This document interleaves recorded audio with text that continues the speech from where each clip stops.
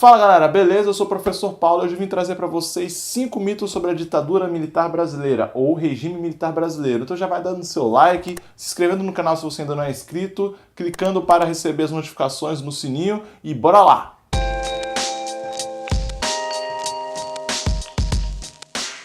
Primeira coisa a lembrar é que o regime militar brasileiro aconteceu em plena Guerra Fria. Mas o que foi a Guerra Fria? Vai saber.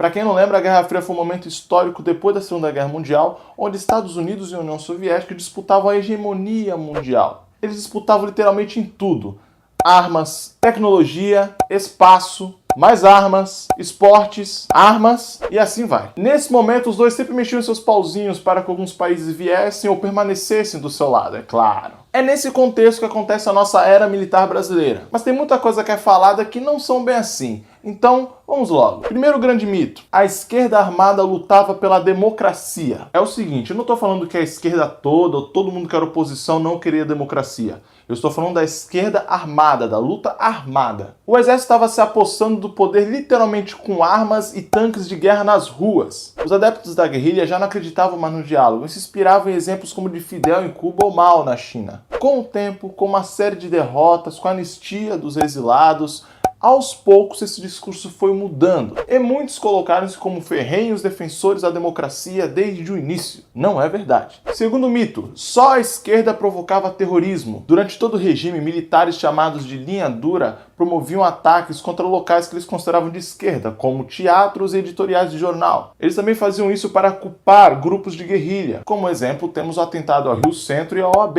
e temos um outro que não deu certo, ainda bem. O brigadeiro João Paulo Moreira Brunier planejou atentado contra a Embaixada dos Estados Unidos e empresas norte-americanas. Fora isso, ele também queria atingir o gasômetro da cidade e a represa. Isso tudo lá no Rio de Janeiro. Mas o capitão Sérgio Miranda Carvalho descobriu tudo, delatou o plano para seus superiores e foi demitido. Sim, o cara foi demitido. E pior, as pessoas que planejaram o ataque não tiveram maiores consequências. Terceiro mito que você deve ouvir bastante: na época dos militares não tinha esse negócio de roubalheira não, esse negócio de corrupção. Tinha sim. O que na verdade aconteceu foi a censura de notícias. Ponto. Não havia liberdade de imprensa e muitos jornais eram censurados horas antes de serem distribuídos. Muitos grupos foram beneficiados durante a era militar, como por exemplo médicos para poder falsificar autópsias, juízes para expedir sentenças, empreiteiras como Odebrecht, Andrade Gutierrez, essas mesmas investigadas na Lava Jato, elas cresceram muito nessa época.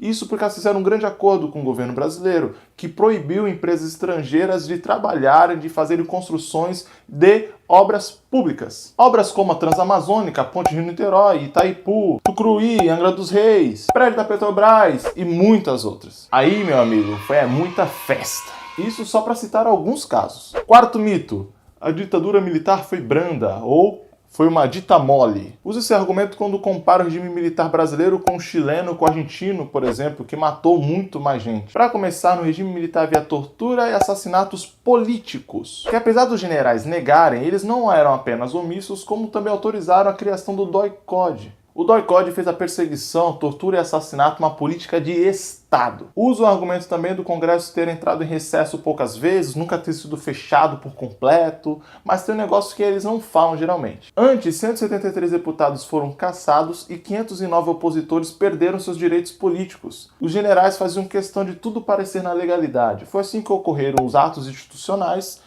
e também a alternância de presidentes. Quinto, o Brasil ia virar uma nova Cuba. Apesar de figuras como Fidel e Che Guevara inspirarem a esquerda brasileira, a luta armada não fazia parte dos planos dela antes da era militar. E digo mais: Jango, o último presidente antes de 64, não era comunista como muitos dizem, e sim trabalhista. Jango era advogado e também proprietário de terras lá no Rio Grande do Sul. Mas assim como muitos fazem hoje, qualquer pessoa que simpatizasse com algumas ideias de esquerda já era taxado de comunista. Jango estava mais próximo do anti-imperialismo, tanto dos Estados Unidos quanto da União Soviética, do que um comunista que ia acabar com a propriedade privada ou coisa do gênero. Mas até justificável o medo da direita nessa época. Como já dito, a gente passava pela Guerra Fria e a Revolução Cubana inspirava movimentos de esquerda, não luta armada. Então tanto os progressistas como os católicos de esquerda, os socialistas, os trabalhistas simpatizavam com a ideia, mas não havia uma luta armada ou um planejamento para tal. A luta armada foi uma reação ao golpe. e não o contrário. E aí, galera, gostaram? Dá pra fazer até mais versões desse vídeo, mas eu quis encurtar para não ficar algo muito chato e cansativo.